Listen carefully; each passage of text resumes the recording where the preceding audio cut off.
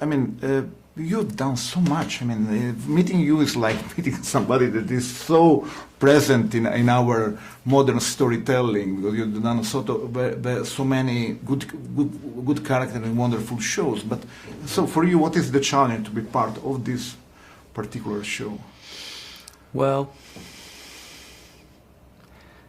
it's a version of the same challenges, really. Each time, actors fear that people will see through them and discover that we're not who we say we are, which is ludicrous, because the one thing everybody knows is that we're not who we say we are. But I suppose you want to hang your character on something that means something in here. The best piece of advice I ever had about acting from a director is mean what you say, which is a much harder thing to do than you might think when you're speaking words that somebody else wrote in a story that is made up. You have to really mean it.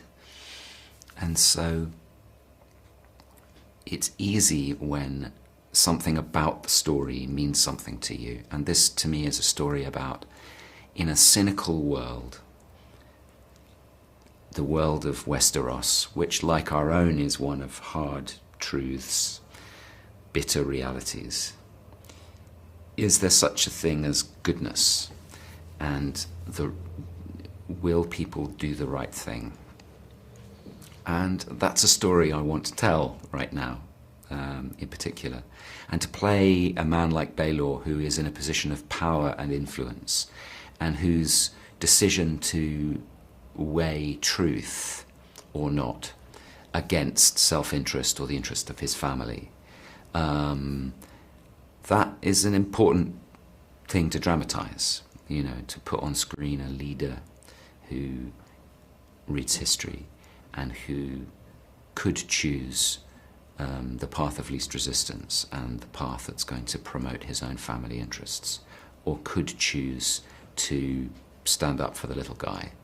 That's a story I think that's worth telling. So the challenge was just to sort of stay in that place. And, it's just television at the end of the day. It's just storytelling. Or is it? Do these stories have some other impact or resonance? And I guess I want to believe, because it's my life's work, that they have some quiet resonance in the world out there. And so the challenge is just to sort of keep meaning it, make it feel truthful. I'm not sure if it's so quiet, the impact, because I think that nowadays series are the same place novels in the late 1800s, early 1900s. It's a way to convey ideas from one country or another. And it's not the first politician you play in a way, of man of power in a sense. Are you interested in this type of characters and all the doubts and the opportunities they have in order to shape the world? Very much. My family, my father's family, and his father and his father, the patriarchy, I suppose, of my family, were all journalists and political journalists. And so I've always been interested, I've always paid attention to politics. There's something thrilling on a simple level about playing characters who have influence and status. Often they're great parts because their decisions count.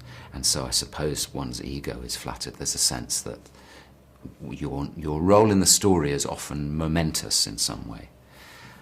Which isn't to say that that's the only way to be momentous. I mean, this story, for example, is about the fact that ordinary people, the small folk, as George R.R. Martin calls them, have impact, and that what every person does can really count.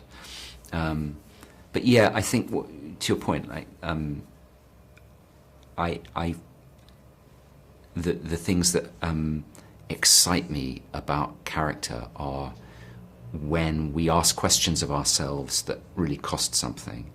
And often leaders, politicians, are in these positions of huge potential impact, and the drama of that is very kind of enticing to play. That it matters. I mean, it's the same thing. It should mean something. And to be playing characters who whose decisions have a huge impact, if they're reflective and deep thinkers, as Baelor is, you know, then what they do and say and feel matters. It counts. That feels good.